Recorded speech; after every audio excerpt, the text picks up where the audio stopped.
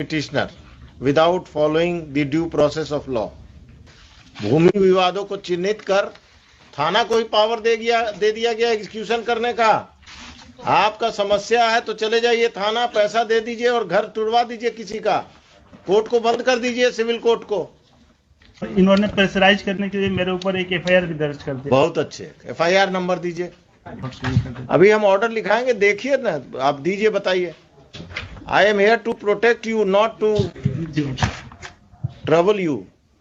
It has been further submitted by the learned counsel for the petitioner that a false case has been registered by the police against the petitioner and his family members to pressurize them to vacate the land at the instance of land mafias who are respondents, private respondents in this case.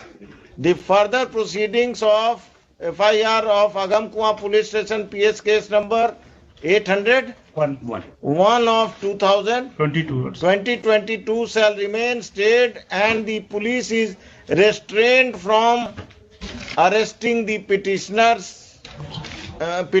and his family members who are accused in that case. और कुछ